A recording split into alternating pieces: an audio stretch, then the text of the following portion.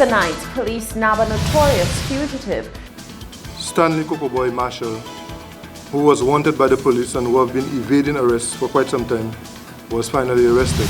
The town of Soufrière is mobilizing efforts to address a recent upsurge in crime that claimed the lives of 2 young men. And July Creole fever is sweeping the nation, and we're right in the thick of the heat. We have the details of these stories and more coming up.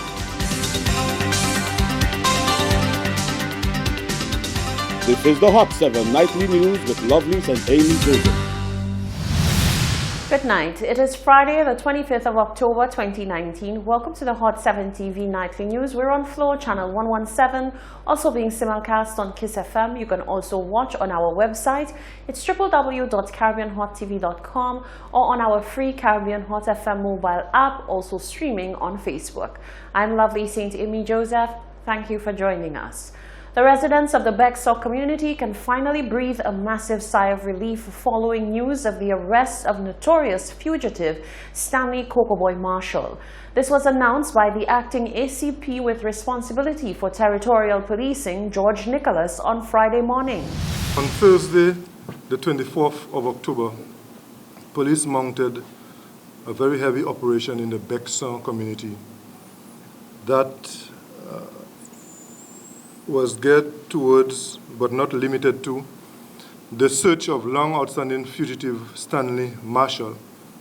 This operation involved over 50 police officers, and during that operation, Stanley Boy Marshall, who was wanted by the police and who have been evading arrest for quite some time, was finally arrested.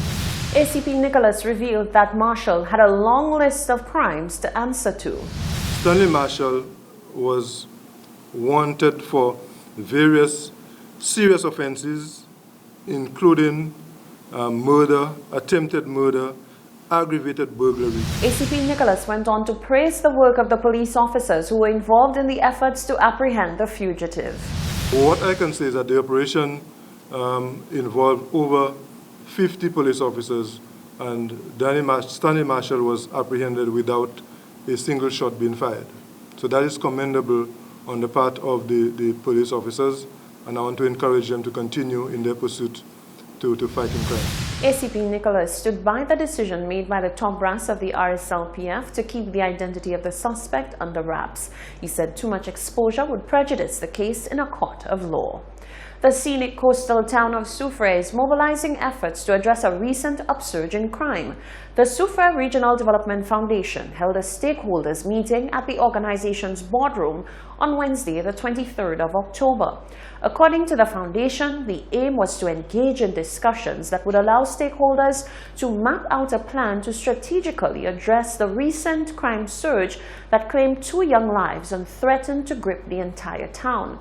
Community and Youth Development Officer of the Soufrière Regional Development Foundation, Johnson Simon, expressed the foundation's commitment to assume the key position in helping to curb the crime wave.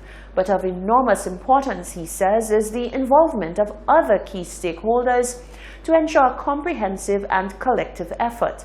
The meeting concluded after a plan had emerged to hold an anti-violence march and town hall meeting, where a properly laid out plan will be formulated to effectively confront the deteriorating situation in the town.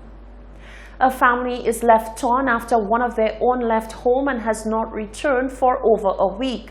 21-year-old Manella Joseph of Bocage has not been seen by her distraught mother and 2 sisters since Friday, the 18th of October.